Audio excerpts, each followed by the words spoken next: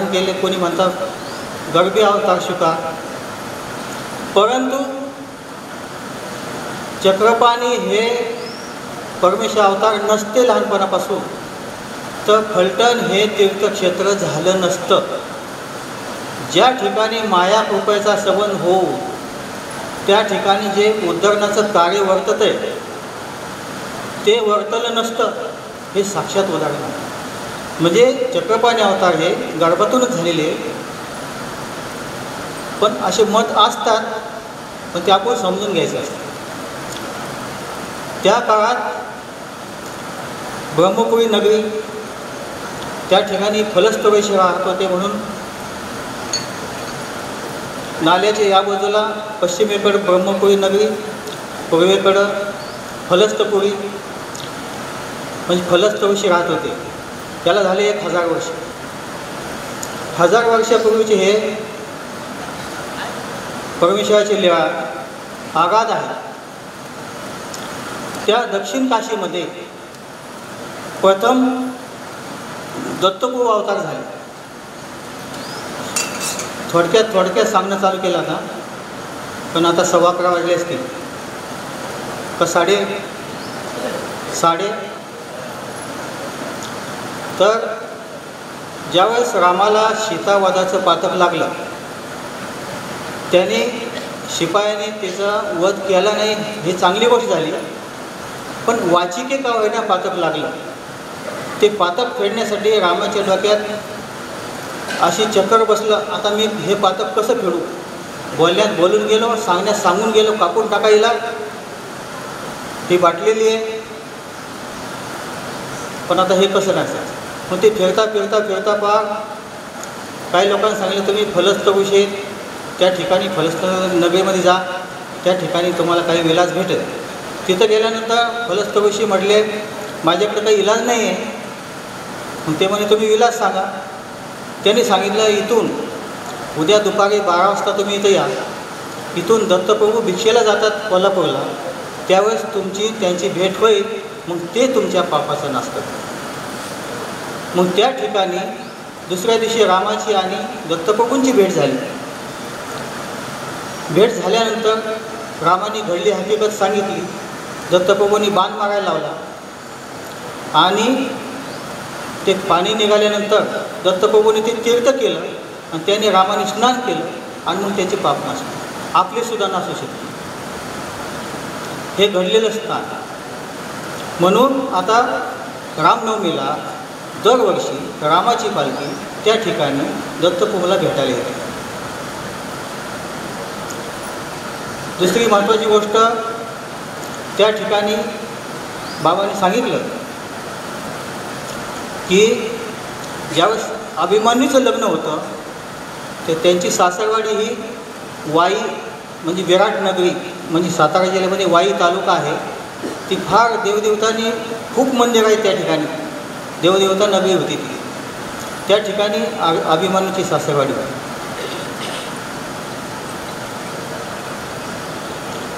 तर त्या ठिकाणी गोपालकृष्ण महाराज आणि पांडव आणि सैन्य सगळे जाता जाता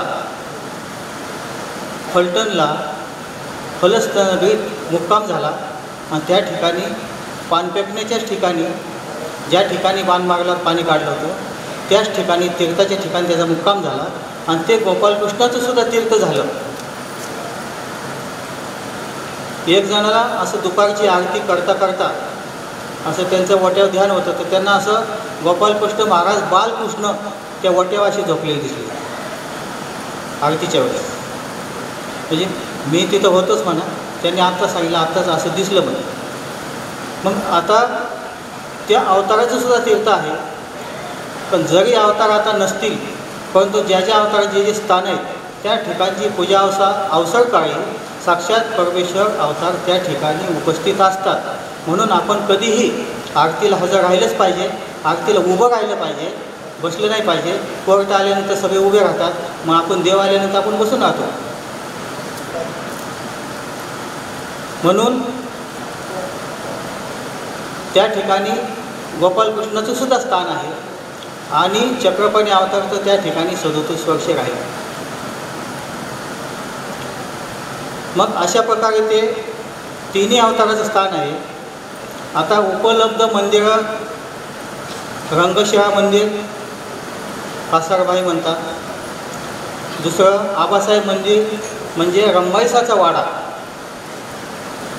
म्हणजे मावशीच्या घरी 7 वर्ष चक्रपाणी अवतार मावशीच्या घरी होते आणि त्या ठिकाणी वेदपठण 7 वर्षाच्या आधीचा मुंजीच्या आधीचा जो अभ्यास तो त्यांनी परमेश्वराला तर पाठ करायचं नाटक असतं, फक्त सगळं माहीतच असतं, पाठच असतं परमेश्वराचं. काही गोपालकृष्ण महाराज कुठं संदीपनीकडे गीता शिकून आले नव्हते, किंवा चक्रधर स्वामी कोणाकडे शिकायला गेले नव्हते ब्रह्मविद्या, हे तर आपल्याला माहीतच आहे. म्हणजे जसं परमेश्वर ज्ञान हे परिपूर्ण सांगतात, तर ते चक्रपाणी अवताराचं ते मंदिर आहे. त्याच्यानंतर अवस्थान मंदिर म्हणजे जनक नायकाचा वाडा, त्या ठिकाणी जनकायसा, आणि नंतर पानकेटलीचं मंदिर. त्याच्यानंतर मलठण म्हणजे ज्या ठिकाणी ब्राह्मणांना भुरी भोजन म्हणजे चक्रपाणी अवताराने हे दिलं, तर ते चौक पूर्ण नमस्कार. तसंच फलटणला असे रामेश्वर मंदिर, सोमनाथ मंदिर, एकविरा मंदिर, बजरंग मंदिर, हनुमान मंदिर, सोमनाथ मंदिर, असे अनेक मंदिरं त्या फलटणला त्या ठिकाणी चक्रपाणी अवतारांचा संबंध झालेला आहे. विहरणाच्या निमित्तानं विहरण वर्तन घरोघरी मंदिर काही सोडलं नाही चक्रपाणी अवतारांनी. कुंभारटेक म्हणजे भट्टी, कुंभाराची भट्टी त्या ठिकाणीच, म्हणजे फलटण 84 अशी म्हणायची पद्धत होती पहिली, म्हणजे इतके स्थानं फलटणला होते. पण आता आपण बदनशिबी आहे, आपल्याला 6 ठिकाणी स्थानं करायला भेटतात. म्हणजे आपलं नशीब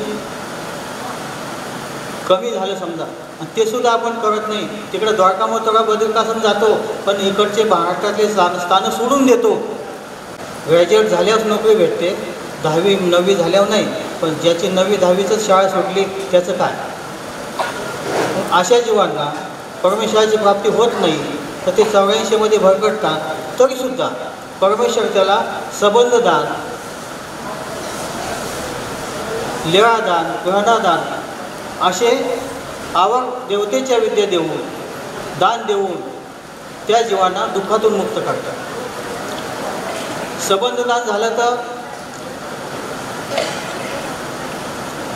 1000 वर्षे मनुष्य द्यायचं त्याला अधिकार तयार झाला. मग त्या जन्मामध्ये त्याला दुःख नाही, पाप नाही, काहीच नाही. त्याच्यानंतर 1000 वर्षाने आणखी एकदा संबंध देता गेले पुढचे 1000 वर्ष. असं अशा ज्या जीवांना ह्या जन्मात परमेश्वर प्राप्तीच्या रस्त्यापासून पूर्णपणे पोचला नाही, तर त्या जीव प्रमाद घडल्यामुळं 84 गेले, तरीसुद्धा त्यांनी जे जे काय धर्मसेवा केली, परमार्गाची सेवा केली, परमेश्वराला प्रसन्न करण्याच्या गोष्टी केल्या, त्यांना काही ज्ञान मिळवलं, त्याच्या मोबदल्या परमेश्वर त्या जीवाला सृष्टीपर्यंत असं दुःखात न जाऊ देता सुखात संबंधदान, लेवादान, घरादान देत घेऊन जातात आणि पुढच्या सृष्टीमध्ये 1 नंबरमध्ये घेतात. म्हणजे परमेश्वर कधीच आपल्याला विसरत नाही. आपण परमेश्वराला विसरतो, पण परमेश्वर कधी विसरत नाही. हे द्वारावतीला हे अत्यंत महत्त्वाचं कार्य द्वारावती अवताराने केलं. आणि पुढल्या सृष्टीत जीवांना उत्तम अधिकारी पहिल्या देहामध्ये ज्ञानाधिकार घडवून परमेश्वर प्राप्तीचा अधिकार तयार करून ठेवला. म्हणजे पुढल्या सृष्टीमध्ये आयते जीव तयार करून ठेवले, हे श्रीचक्रपाणी अवतार आहे. तसंच गोविंद प्रभू अवतार, श्रीचक्रपाणी अवताराचं खास आपण म्हणून फक्त झाडझुडच केली, झाडूवाला झाला, तसं नाही आहे. परमेश्वरांनी पूर्ण ब्रह्मविद्या आचरणातून दाखवलेली आहे. आणि ती सुद्धा 3 शब्दामध्ये, 3 शब्दामध्ये मोक्षाला कसा जीव जातो ते चक्रपाणी अवताराने दाखवून दिलेलं आहे. ते कोणते शब्द असतील? ब्रह्मचर्य, मौन आणि भूमिशयन. भूमिशयनमध्ये वैराग्य आलं, मौनमध्ये खूप काही अनिष्ट चुकतात. जितक्या टाईम आपण मौन नाही धरले तितक्या टाईम आपलं परमेश्वराचं नामस्मरण बंद होतं. मौन धरल्यानंतर परमेश्वराचं श्रवण होतं. एखाद्याने सुपारीचं खांड तोंडात टाकलं तर त्याचं नामस्मरण बंद झालं. म्हणजे सुपारी महत्त्वाची नामस्मरणापेक्षा, अशातला भाग झाला. तर मौन, ब्रह्मचर्य म्हणजे आस्तिपवीचे वचन आले, आचाराचे त्याग वचन सगळे आले. म्हणजे आणि मौनमध्ये तर सगळ्यात महत्त्वाचं आहे, मौनंचे कल नास्ती नास्ती जागृती भय विषयाच्या प्राप्तीसाठी. आणि सहज तरुण जायची, पण आपण ध्यानावर नाही आहे, आपण ध्यानावर नाही म्हणून ह्या भानगडी होतात. आपण जर प्रयत्न केला, आवेश सोडला आणि हे त्रिसूत्रीचा वापर केला तर आपण उद्धरलो. नाहीतर माकडात जा, बोकडात जा, कुत्र्यात जा, कुत्रीत जा, डुकरात जा, मजा चालू द्या. आपलं काय म्हणणं नाही, आम्ही तसंच आलो आहे म्हणा आतापर्यंत आणि आता इथून पुढे तसंच जाणार. लॉटरीसारखा मनुष्य जन्म आला आहे, त्याचा फायदा घ्याल तर ह्या चक्रपाणी ह्या पानपोळीचा फायदा झाला असं मी समजतो आणि माझे 2 शब्द बंद करतो. धन्यवाद.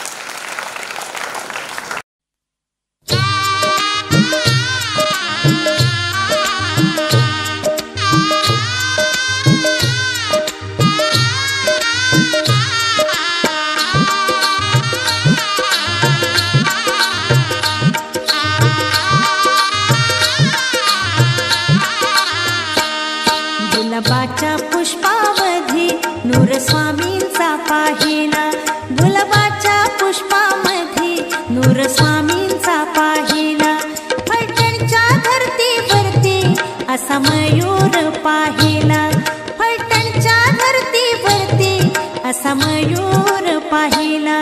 गुलाबाच्या पुष्पामध्ये नूर स्वामींचा पाहिला, गुलाबाच्या पुष्पामध्ये नूर स्वामींचा पाहिला.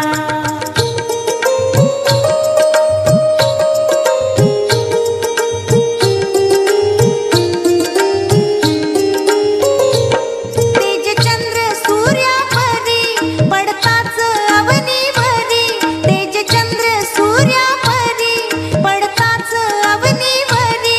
भक्त भाविकांच्या घरी दैन्य निवारली सारी, जणू कोहिनूर हिरा मनी कोंदणी साजिला. फलटणच्या धरतीवरती असा मयूर पाहिला, फलटणच्या धरतीवरती असा मयूर पाहिला. गुलाबाच्या पुष्पामध्ये नूर स्वामींचा पाहिला, गुलाबाच्या पुष्पामध्ये नूर स्वामींचा पाहिला.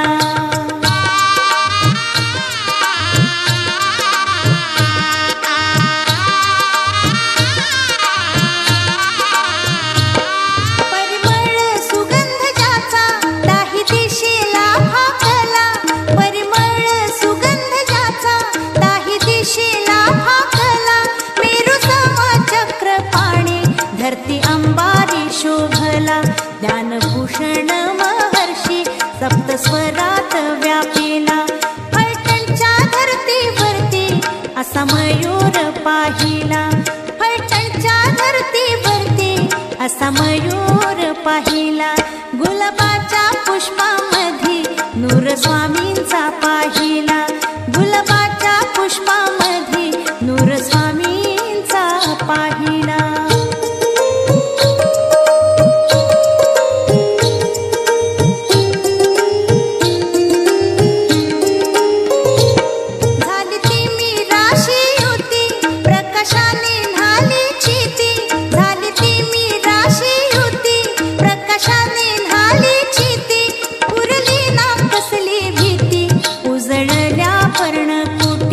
चक्रपाणी प्रभुनलीन जीवनात सामावला. फलटणच्या धरतीवरती असा मयूर पाहिला, फलटणच्या धरतीवरती असा मयूर पाहिला. गुलाबाच्या पुष्पामध्ये नूर स्वामींचा पाहिला, गुलाबाच्या पुष्पामध्ये नूर स्वामींचा पाहिला. गुलाबाच्या पुष्पामध्ये नूर स्वामींचा पाहिला, गुलाबाच्या पुष्पामध्ये नूर स्वामींचा पाहिला. सर्वज्ञ श्री चक्रधर स्वामी की अरे आई को नका जाऊ. ध्यान साधना अर्थात लीळास्मरण. आजचा तिसरा दिवस. काही सभागृह मोठे खूप दाटी केली होती. तसं मोकळं कसं आपल्याला स्वस्त बसता आलं पाहिजे, मांडी घालता आली पाहिजे. या ना पुढे सारखं अलीकडे वाटलंच. ध्यान साधनेने आपल्या स्वतःच्या शरीरामध्ये आत्मिक ऊर्जा निर्माण होत असते. दुसऱ्या वस्तूचा स्पर्श झाल्यानंतर आहे तिथे बसा, आपली ऊर्जा आहे तिथे तसंच डायव्हर्ट बसा. होते. म्हणून कुणालाही स्पर्श न लागता ध्यान साधना अपेक्षित असते. ताट बसणे, मेरुदंड ताट करणे. श्रीमद भगवद्गीतेमध्ये श्रीकृष्ण भगवंतानं जो उपदेश केलेला आहे, संप्रेक्षा ग्रंसम दिशश्चा नवलोकयन. शरीर स्थिर करणे, नासिका ग्रंसम, आपल्या डोळ्याचं लक्ष आपल्या नाकाच्या सेंड्यावर असलं पाहिजे. इतकी ते तीक्ष्ण नजर आपल्याला करता येते. किती छान दृष्टांत स्वामींनी सांगितलं. डोळ्याच्या ठाई स्वतःसिद्धा दोन्ही सामग्री आहेत. दोन सामग्री आपल्या डोळ्यामध्ये आहेत. एक तेज सामग्री आणि मेद सामग्री. तेज सामग्री वाढविली तर गरबीचे तुतले, रत्नाच्या गरबीचे तुतले रंग देखील, रत्नाच्या आतमध्ये जे रंग असतात ते सुद्धा दिसतात. पण जर मेद सामग्री वाढली तर मग काहीच न देखील काही दिसत नाही. डॉक्टर म्हणतात की नाही, काचबिंदू वाढला, मोतीबिंदू वाढला, ऑपरेशन करावं लागेल. हे आत्ता 21व्या शतकात, स्वामी 12व्या शतकात बोलत आहेत. लक्षात घ्या. म्हणून आपल्या शरीरामधील सर्व सामग्रीचा उपयोग आपल्याला करता आला पाहिजे. म्हणून लीळा स्मरण आहे. आपण आपल्या दैनिक उपहार विधीमध्ये दररोज एक लीळा आठवली पाहिजे, यासाठी आपण लीळा स्मरण करीत आहोत. काल काही माता भगिनींशी आमचा संवाद झाला. पहिल्या दिवशी आपण श्रीकृष्ण भगवंताची मिथिला नगरीतील श्रुतदेवाचा घाटा आरोग्याने या लीळेचं चिंतन केलं. जी सर्वज्ञ श्री चक्रधर प्रभूंनी सांगितलेली लीळा, लज्जित उपाध्याय रोटी प्रसंगी ही लीळा सांगितलेली आहे, ती आपण पहिल्या दिवशी आठवली. काल दुसरा दिवस होता. श्री दत्तात्रय प्रभूंनी प्रतिदिनी कोल्हापुरी भिक्षांना आरोग्यासाठी जातात. त्या पाठीमागचं कारण समजून घेतलं आणि आत्मऋषीच्या आणि पांचाळ राजाच्या विनंतीवरून आत्मतीर्थाला मध्यान्हकाळी भोजनाची विनंती स्वीकारणे. 3 अवताराचं एकत्र क्रीडा आत्मतीर्थाच्या ठिकाणी झाली. त्याही लीळेचं आपण स्मरण केलं. आणि आजचा आपला तिसरा दिवस आहे. श्री चक्रपाणी महाराजांच्या आरोग्याची महत्त्वपूर्ण लीळा आपण आज या ठिकाणी श्रवण करणार आहोत, चिंतन करणार आहोत. म्हणून आता ध्यान साधनेसाठी सज्ज होऊयात. छान प्रकारे मांडी घाला, ताट बसूयात. ध्यान मुद्रा, डोळे बंद, कुठल्याही प्रकारची हालचाल होणार नाही. अशा अवस्थेमध्ये जणू आपण द्वारावतीला श्री चक्रपाणी महाराजांच्या सन्मुख आहोत, ती कल्पना आपल्या डोळ्यासमोर आली पाहिजे. एखादी कथा कशी डोळ्यापुढे उलगडत जाते, अगदी त्या प्रकारे लीळा आपल्याला आठवता आली पाहिजे. म्हणून या दृष्टीने हे लीळा स्मरण आहे. जे मंडळी जिथे असेल त्यांनी तिथे शांत बसून घ्या आणि खाली बसून या लीळा स्मरणामध्ये सहभागी होऊया. ते दिल्ली दरवाजा बंद होत नाही तोपर्यंत असं असतं. हे डब्यावाले जास्त गोंधळ करतात. आता भिक्षा थोड्या वेळ थांबवा. दत्तात्रय बाबा नंतरही घेतील तुमची भिक्षा. आई खाली बसा. डब्यावाल्या सगळ्या बसा बसा. शरीराची 9 द्वारं आहेत. गीतेने सांगितली 9 द्वारे कोरेते. या 9 द्वारावर संयमन करता आलं पाहिजे. पण हे संयमन आपल्याला इथं करता आलं, ही शिकण्याची जागा आहे. म्हणून एकदा शांत बसूयात आणि ध्यान साधनेनं लीळा स्मरणामध्ये आपण या ठिकाणी व्यस्त होऊयात. मी पुढे उच्चार करेल, आपण पाठीमागून उच्चार करूयात. थोडा बसूया. श्री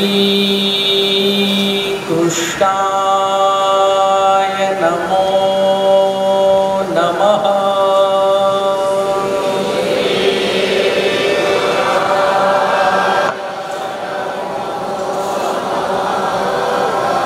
श्री दत्तात्रेयाय नमो नमः.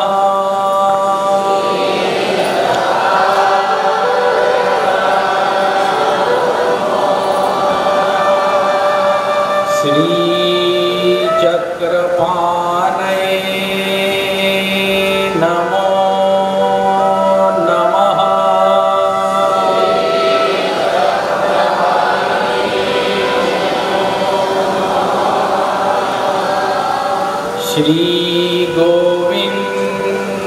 प्रभवे नमो नमः।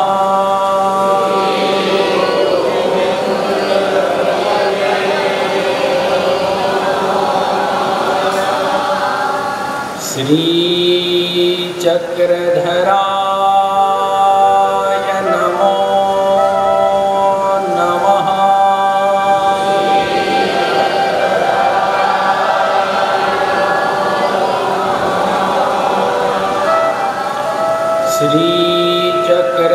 श्रीचक्रधराय नमो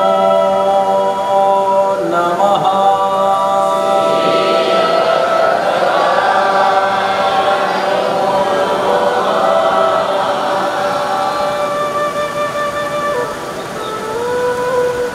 महानुभाव पंथाचे तिसरे कृष्ण, तिसरा अवतार अर्थात श्री चक्रपाणी महाराज श्री चांगदेवराव डोमेग्रामी राजमठाच्या ओट्यावर सकाळच्या प्रहरी साधनदाता सर्वज्ञ श्री चक्रधर प्रभू आणि पंडित माहिमभटांची पहिली भेट झाली. जन्ममरणाच्या फेऱ्यातून सुटण्यासाठीच्या उपायाचं चिंतन सुरू झालं. पराभूत झालेले पंडित माहिमभट्ट खाली मान घालून बसले आणि त्यावेळेला सर्वज्ञ श्री चक्रधर प्रभूंनी पंचकृष्ण पंचावताराचं निरूपण केलं. पंडित माहिमभट्ट अतिशय विद्वान होते, जाणकार होते. त्यांना ही गोष्ट माहीत होती की श्री चक्रपाणी महाराजांनी परित्याग केलेला आहे आणि श्री चक्रपाणी महाराजांचं दास्य घडेल ते जीव संसारापासून मुंजेल. हे सर्वज्ञांच्या मुखातील वाक्य जेव्हा ऐकलं तेव्हा ते पटकन म्हणतात, जीजी ते अवतारे विजय केले, जी परित्याग केला. आपल्या 100 वर्षाच्या कालखंडामध्ये श्री चक्रपाणी महाराजांनी अनंता लीळा केल्या, अनंता जीवादेव ठरले. ऐतिहासिक प्राचीन फलस्त नगरीमध्ये अवतार धारण केला. गर्व स्वीकार या भूमिकेतून अश्विन शुद्ध नवमी गुरुकुशामृत्यो गुरुवार पश्चात प्रहरी पहाटे 5 वाजता तेजपुंज बालक जन्माला आलं आणि सकळ जीवमात्राच्या उद्धारासाठी खेळ क्रीडा लीळा चेष्टा करू लागलं. 34 वर्षाचा फलटण येथील वास्तव्य, 6 महिन्याचं माहोर येथील वास्तव्य आणि तिथून पुढे जवळजवळ 63 वर्षाचं द्वारावतीतलं वास्तव्य. 11व्या शतकामध्ये या महाराष्ट्राच्या मातीतील एक ब्राह्मण आणि त्याची पत्नी वेदामध्ये पुराणामध्ये ऐकलं की अन्नदान ते उत्तम आहे आणि म्हणून सहस्र ब्राह्मणाच्या ठिकाणी पूजन घालण्यासाठी तीर्थयात्रा करत करत द्वारकेला पोहोचत होता. सामग्री घेतली, तयारी केली, प्रवास सुरू झाला. गावापाठीमागून गाव उठत होतं, दिवस जात होते. हळूहळू द्वारावती नगरी जवळजवळ येत चालली होती. एका रात्रीच्या प्रवासामध्ये एका जंगलातल्या रस्त्यामध्ये काही दरोडेखोरांनी हल्ला केला आणि त्या हल्ल्यामध्ये सर्व सोनं नाणं सामग्री लुटण्यात आली. पत्नी फार हुशार होती. एवढ्याही गडबडीत तिने स्वतःच्या कानातील एक कर्णपूर काढलं आणि वेणीमध्ये लपवून ठेवलं. पती हताश झाला. सहस्र ब्राह्मणाच्या भोजनाच्या हेतून देवा मी निघालो होतो, पण तो योग जोडला नाही. स्वतःच्या प्रारब्धाला, नशिबाला दोष देत आता द्वारकेला जाऊन दर्शन घेऊन रिकाम्या हाताने परत जाण्यामध्ये प्रवास पुन्हा सुरू झाला. द्वारावती नगरीमध्ये येऊन पोहोचला. प्रचंड मोठं नगर, उंचच उंच मंदिरं, अगदी लगटून असलेली लोकांची मांदियाळी, दिंड्या पताकांचा चाललेला गजर, उंचच उंच असलेले ध्वज आणि ते सर्व मंदिरं पाहून थक्क झालं. सर्व मंदिरातून श्रद्धा समर्पित केली, स्नान केलं.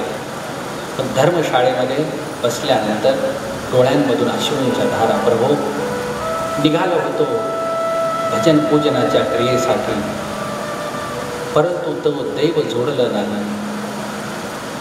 पत्नी पटकन पुढे आली, पाठीवर हात ठेवला आणि सांगितलं, अहो उठा, हे माझ्याजवळ एक सोन्याचं कर्णफूल वाचलेलं आहे. आता मात्र पतीचे डोळे चकाकले. त्याने विचारलं, हे कर्णफूल कसं वाचलं? पत्नीने सांगितलं, एवढ्या गडबडीत एक कर्णफूल सुदैवानं लपून ठेवण्याची बुद्धी मला झाली आणि ते कर्णफूल वाचलेलं आहे. उद्या हे बाजारामध्ये जाऊन सोनाराकडे गहाण टाका, विकून टाका आणि त्याच्या द्रव्यातून पदार्थ आणून आपण कमीत कमी 5-7 ब्राह्मणांना तरी भोजन देऊयात. 1000 ब्राह्मणांची इच्छा आहे भोजन घालण्याची. शेवटी नाईलाजानं तयारी सुरू झाली. सोनाराकडे कर्णफूल गहाण ठेवलं आणि त्यातून आलेल्या द्रव्यातून पदार्थ आणून पतीनं सांगितलं की आता तू स्वयंपाकाची तयारी कर. त्या दिवशी रात्रीच्या झोपेमध्येच त्याला एक स्वप्न झालं. त्या नगरीची देवता तिने येऊन सांगितलं, या नगरामध्ये श्री चांगदेव राऊळ असतात. या श्री चांगदेव राऊळांना तू भोजनाचं आमंत्रण दे. सकाळी उठला, चौकशी सुरू झाली की श्री चांगदेव राऊळ कुठे असतील. कुणीतरी पटकन पुढे येऊन सांगितलं की पलीकडे कुंटाच्या सांगाड्यामध्ये श्री चक्रपाणी महाराजांची ध्यान साधना सुरू आहे, ध्यान चिंतन सुरू आहे. अखिल विश्वाच्या कल्याणासाठी, जीवांच्या उद्धारासाठीचं चिंतन सुरू आहे. धावत पळत ब्राह्मण तिथे पोहोचला. पाहतो तर काय, श्री चक्रपाणी महाराजांची ध्यान साधनेची काष्टी लागलेली आहे. कमरेला एक वस्त्र, श्री मुगुटी लांब असलेले केस, चांबे गौरवर्ण, विशाल नेत्र, प्रसन्न श्री मुख कमळ. समोर येऊन उभा राहिला. साष्टांग दंडवत घातल्यानंतर श्री चक्रपाणी महाराजांनी आपले नेत्र कमळ उघडले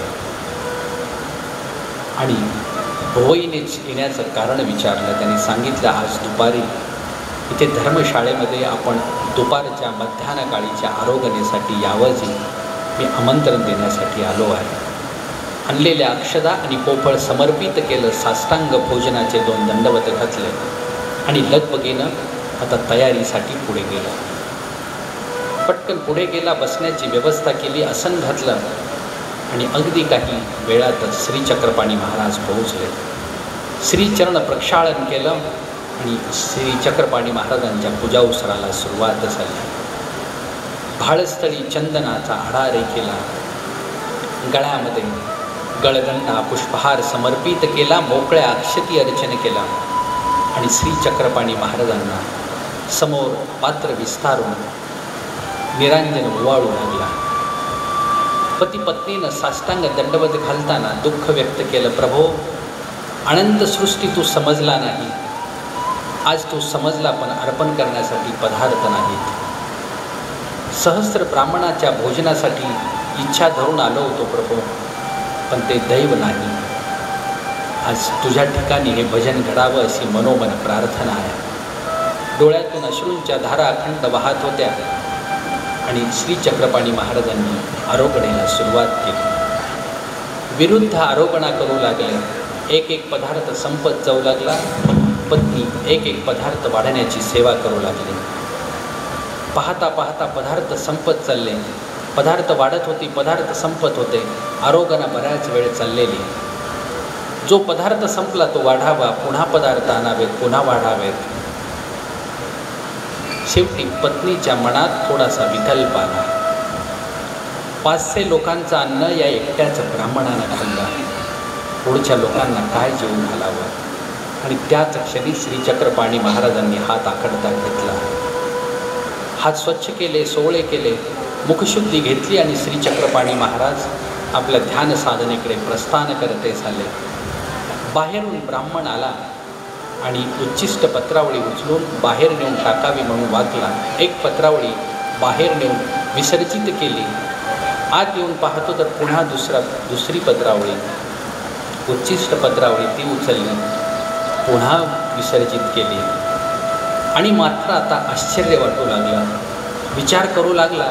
एकामागे एक उच्छिष्ट पत्रावळ्या निघत होत्या, मोजत होता. मोजता मोजता 500 पत्रावळ्या झाल्या. आणि त्यानं पत्नीकडं पाहिलं. पत्नीलाही प्रश्न पडला की एकच ब्राह्मण भोजन करून गेला आहे आणि 500 पत्रावळ्या कशा निघत आहेत. आणि आता मात्र त्याने आपल्या पत्नीला विचारलं, तू काही मनोरथ केला होता? हो म्हणाले, जी माझ्या मनामध्ये असा विकल्प आला. 500 लोकांचं अन्न जर याच एका ब्राह्मणानं खाल्लं तर आता इतरांना मी काय वाढू. आणि आता मात्र त्याच्या डोळ्यामध्ये अश्रू उभे राहिले. प्रभो, गेला विधी पुन्हा प्राप्त करण्यासाठी मी प्रयत्न करत होतो रे. एकतर द्रव्य नाही, द्रव्य मिळालं तर तेही चोरांनी लुटलं. इथून तिथून इथपर्यंत पोहोचलो. पदार्थ तयार करण्याचा प्रयत्न झाला. तुझ्या ठिकाणी अर्पण करण्याचा दैव दुर्मिळ असलेला योग प्राप्त झाला. पण एक एक पात्र बाहेर निघू लागलं आणि माझ्या पत्नीच्या मनात विकल्प आला. मरमर पापिनी तुवा ओखटे केले, सहस्र ब्राह्मणाचे भोजन मज याच ठिकाणी घडले असते. तुझ्या मनात विकल्प आला. लीळेचं चिंतन करत असताना त्या ब्राह्मणाच्या पत्नीसारखं आपलंही झालं असेल. अनंत सृष्टी आपण क्रिया करण्याचा प्रयत्न केला. कधी पदार्थ आहेत तर कधी पात्र भेटलं नाही, कधी पात्र भेटलं तर पदार्थ मिळाले नाही, कधी दोन्हीचा योग मिळाला तर पदार्थ वाढताना मनामध्ये वंचकत्वाचा दोष आला. कधी अवंचकपणे क्रिया केली नाही, क्रिया करण्याचा वाहो नाही आणि म्हणून आज क्रिया पूर्णत्वाला गेली नाही. सहस्र ब्राह्मणाच्या भोजनाचा पुण्य एकाच ठिकाणी प्राप्त झालं असतं, पण एकच दोष, तो म्हणजे वंचकत्वाचा दोष. असोनी वंचितो अपराधी, पदार्थ असूनही जो वेळेवर खर्च करू शकत नाही त्याला अपराधी मानलं जातं, असा वंचकत्वाचा दोष. हे प्रभो, या वंचकत्वाच्या दोषामुळेच तर मला असा श्रीदेहाचा लेप प्राप्त झाला. माझ्या हाताला असं वंचकत्वाची सवय आहे. हा दोष माझा नाहीसा व्हावाच. कमीत कमी इथून पुढे तरी अशा प्रकारचे कुठल्याही वंचकत्वाची क्रिया न घडता अवंचकपणे असतेनी पदार्थे समर्पणाची, भजन पूजनाची क्रिया घडावीची. स्वर्गातील अमृतादी पदार्थांना अर्पण करावे अशा ईश्वरीय साधनवंताच्या ठिकाणी हे भिक्षांनाचं समर्पण व्हावं आणि या भिक्षांनाच्या समर्पणातून मज दिनाचा अधिकार घडेलच. आज आमचे हे पदार्थ वृक्षांना आहेत, रजतमाने ग्रसित आहेत. या सर्व रजतम ग्रसित पदार्थावर आपल्या कृपादृष्टीने अवलोकन करून यातील अण्णाला निर्दोष करून आपला कृपा आशीर्वाद मला द्यावाच. हे श्री चक्रपाणी महाराजा, ज्या पद्धतीनं आपण ब्राह्मणाच्या सहस्र भोजनाचा स्वीकार केला, त्याच प्रकारे आम्हा दिनाच्या या आरोगणेचा, पदार्थाचा स्वीकार करावाची, स्वीकार करावाची, स्वीकार करावाची. या आरोगणेच्या लीळेचं चिंतन आपल्या अंतःकरणामध्ये असलं पाहिजे. ज्या श्री चक्रपाणी महाराजांनी सर्व दोष दूर करून या लीळेचा स्वीकार केला, पदार्थाचा स्वीकार केला, आपल्यालाही तो घडला पाहिजे. आणि म्हणून आपल्या घरी जेव्हा तुम्ही उपहाराचा विधी करत असाल त्यावेळेला या लीळेचा आपण आठव केला पाहिजे. माणवा पंथाच्या गगनावर पोचलेलं हे आमचं एक विद्वत्त भूषण शिखर आहे. आणि म्हणून गुरु प्रसन्नतेनं, मार्ग प्रसन्नतेनं बापू सदैव आपल्या धर्मवार्तेमध्ये रत असतात. त्यांची अस्थिपरी ठरलेली आहे. आणि अशा या महान पुरुषाचं पूजन करताना, ते पूजन पाहताना तुमचे डोळे खरोखर त्या स्मरणामध्ये, साधकाचं स्मरण हे तुम्ही कधी कधी आठवता. लीळा स्मरण करता करताही समग्र मानवा पंथाच्या निमित्ताचा उपकार आठवावा. तुम्हाला लीळेचा उपकार बापूकडून वर्तलेला आहे. तो उपकार आमच्या संवत्सरच्या बाबांकडून वर्तला. तो माझे निमित्त गुरु परमगुरूने बाबांचे गुरुवर राहेरकर बाबांच्या ही प्रसन्नतेत घडलेलं हे व्यक्तिमत्व ब्रह्मविद्येच्या समग्र आयामाने युक्त आहे आणि अशाच साधकाची मानवा पंथाला आज गरज आहे. आणि बाबा हे आपलं पूजन नसून आपल्या ठिकाणी जे वस्तूचं स्मरण आहे, ईश्वराने दिलेलं जे बोधशक्ती आहे, किंबहुना आपण केलेल्या धर्मसेवेच्या ज्ञानातून केलेल्या धर्मसेवेचं पूजन आचार्य प्रवर इंगोलीकर बाबाजी महानवा यांनी केलेलं हे पूजन आपण त्याच प्रसन्नतेनं स्वीकार करावं. देवपूजा सोडावं. टाळ्या वाजवा सर्वांनी. चंदन गंध घ्या देवा.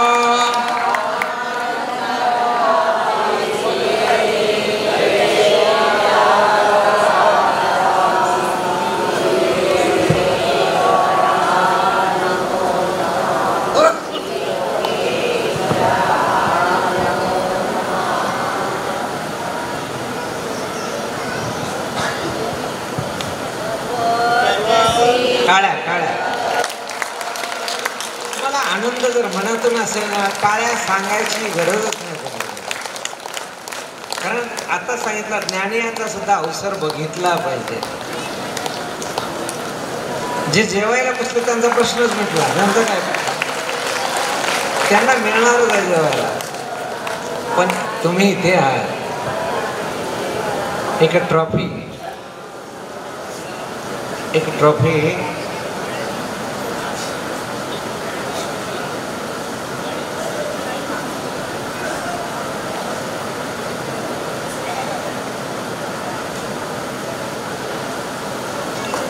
सर्व